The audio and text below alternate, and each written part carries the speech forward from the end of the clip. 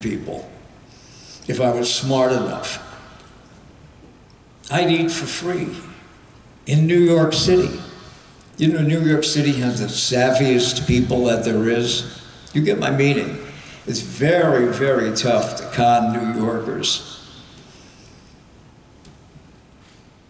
You want to hear one? These are a bunch of con artists. Novice con artists. Learning from the master. If I was by myself, well, one thing I would do if I was dressed up, and this would be like when I got into my mid-teens, if I was dressed up, I would often go into hotels to see where there were conventions being held. I bet you I could get myself a badge in the space of a minute and a half. Use your imagination. And I could get my way into a banquet. If the badge didn't do it, I could talk my way into it, and there'd be a free meal, one meal for the day. That's all I really needed. If that didn't work, I'd buy soft pretzels and then drink a lot of water. The pretzels expanded, filled me up for a day and a half. Sometimes necessity is the mother of invention, right? But in a little while, I figured out a way that I didn't even have to go to that. Soft pretzels were beneath me at that time.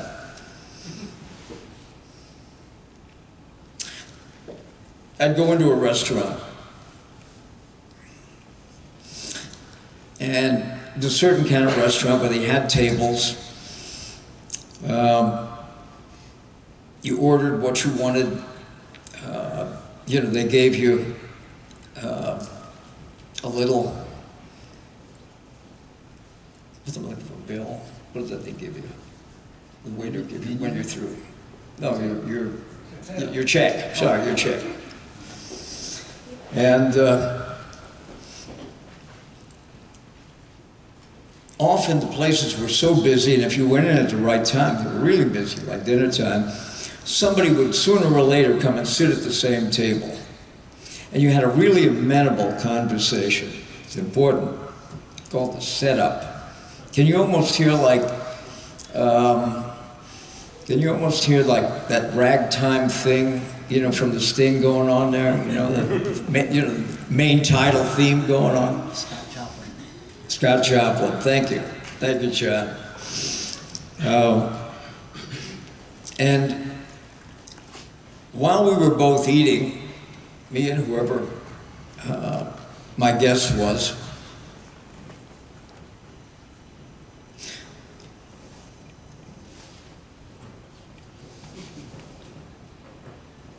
sooner or later the guy would say, what's the matter?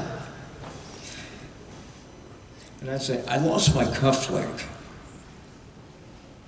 Could you check under the table? Could you check under your chair? You'd both be looking around. And I'd say, oh, this is bad. My mother gave me these cufflinks, and they mean a lot to me nostalgically. I'm going to ask about it. I'll check.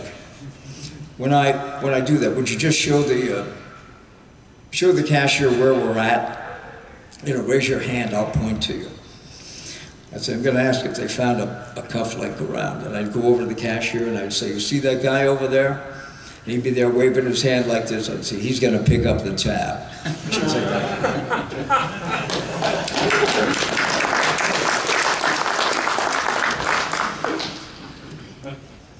I told you I could get anything from anybody in those days. Now, if there were two of us, if John and I went up to New York as kids, I had other ploys. I'll tell you one of them. You might like this. We'd go to a certain kind of restaurant that had tickets. Instead of giving you a check, they had tickets, and all around, and you may have seen this, all around the edges of the tickets were numbers. 5, 10, 15, 20, 25, 35, 50, 75, and so forth. And then 1, 2, 3, 4, 5, 6, 7, 8, 9. And instead of writing out a check, the waitress would punch. She'd punch out, you know, if it cost you $2.50 for a salad, $2.50. You follow me? I'd go into the restaurant and I'd order a cup of coffee. John would come in, or John might actually come in first. John might go in and order dinner, have a dinner. I'd come in when he was close to the end of dinner. I'd sit next to him. He already had a check. You know, the check for $7.80. I'd sit next to him. I get a cup of coffee, 10 cents. We'd switch checks. John would leave and pay 10 cents. In a little while, I'd go up to the cashier. I'd hand her the ticket and the dime, and she'd say, "Aren't you making a mistake?" And I'd say, "What do you mean a mistake?" She said, "This is a $7.80 ticket." And, hey, that's the most expensive cup of coffee I ever had. And she'd say, "What do you mean?" I said, "Look, here's my waitress right over here. Ask her what I had, a cup of coffee, 1 cup of coffee." And she'd say, "What'd this guy have? Cup of coffee? Oh, sorry, sir, we must have made a mistake." And then we'd go down the street and then I'd have dinner and you'd have the cup of coffee.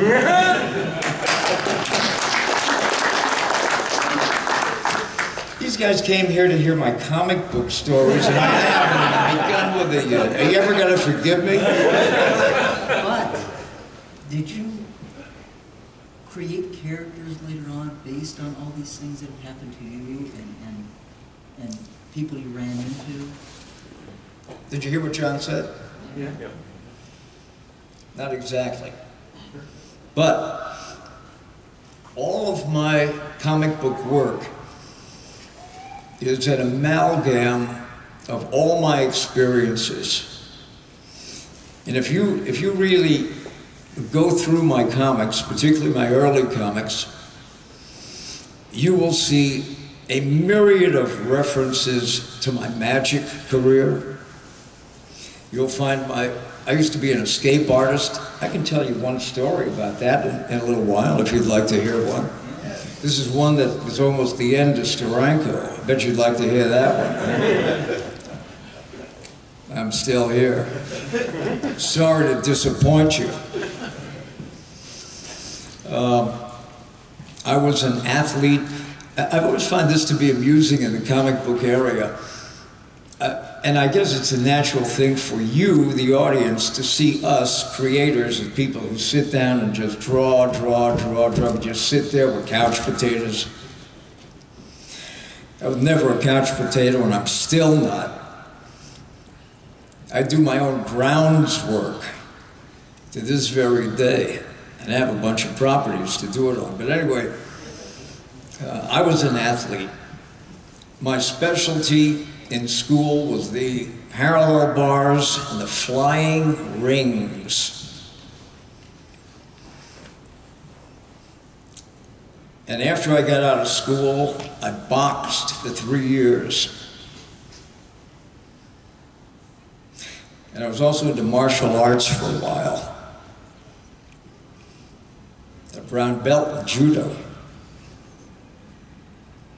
So I'm really a pretty athletic guy. I was going for a story with this. Where did I start at? You almost died. Yeah, no, I wanted to tell you something else before that. Where you got your characters from? Where I got? Your characters from? No, it wasn't from this. No, it wasn't from that. I fenced for a while. I found that there are particular things that I had the advantage over other people with. For example, in boxing, I was a relatively smaller target than people that were taller than me, maybe in the same class. This really worked for me in fencing. In fencing, I was a relatively small target. And that let me take chances that bigger guys could simply not take and get away with without losing points. You get it? So very early on, and probably because of my background, I always tried to monetize what might ordinarily be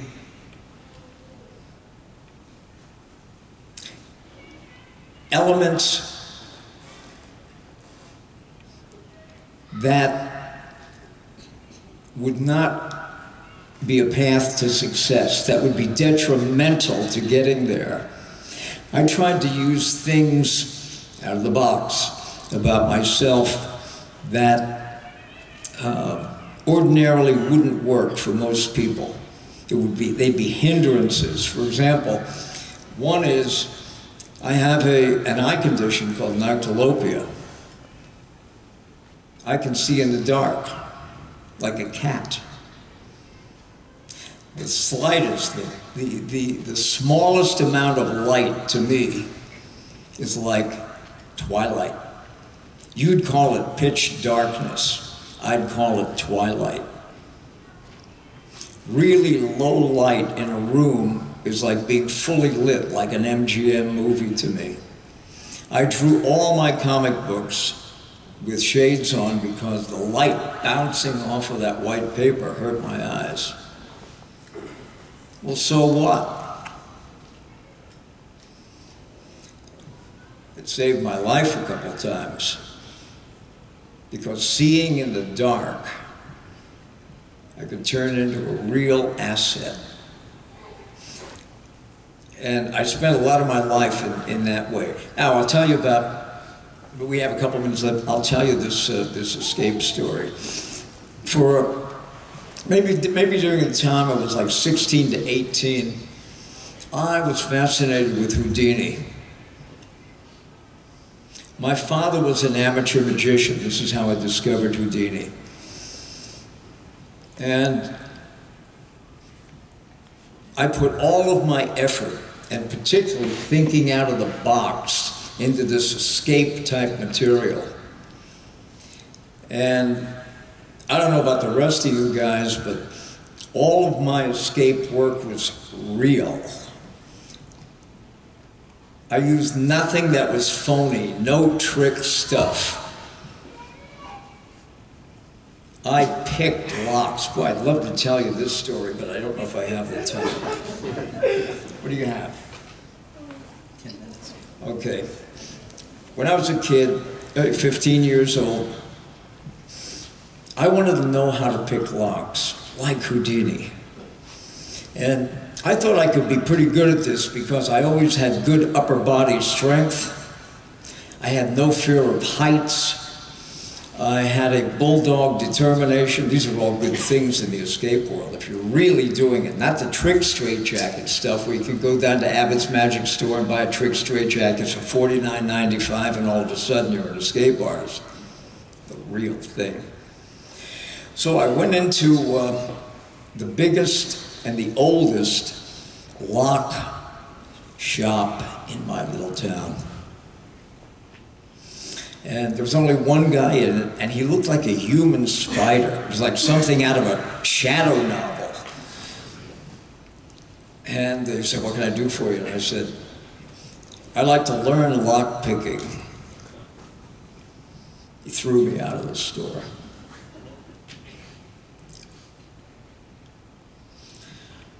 Went back next week, the weekend, Saturday. And I said, "You remember me?"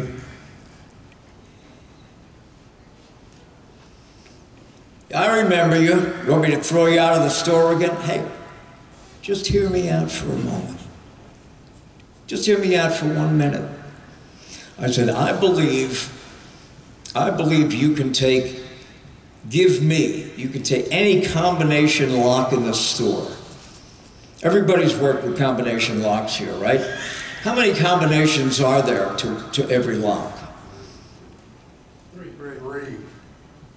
How many combinations? Three numbers. There's only one that opens every lock, right? One combination for every lock. Did you ever see a combination? Did you ever buy a lock that had 3 combinations that open it? No. There's one. Am I right?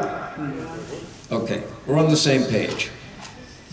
I said, give me any combination lock in the store, and I'm going to give you a completely different combination for it.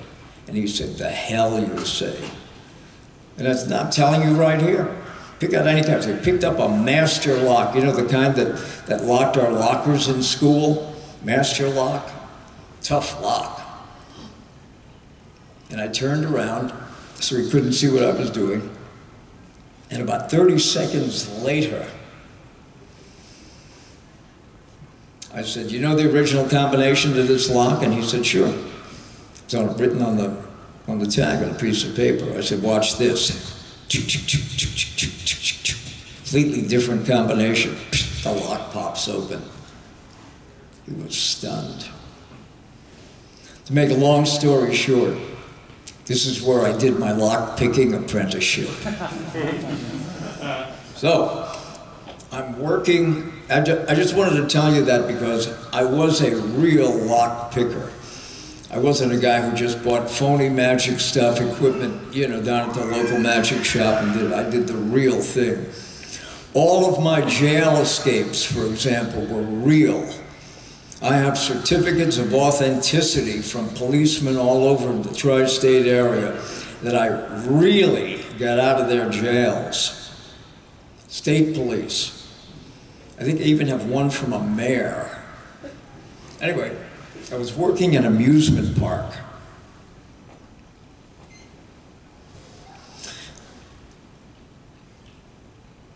In central Pennsylvania, summer, and they had a giant Ferris wheel in the middle of the grounds. It was the biggest Ferris wheel I'd ever seen at the time.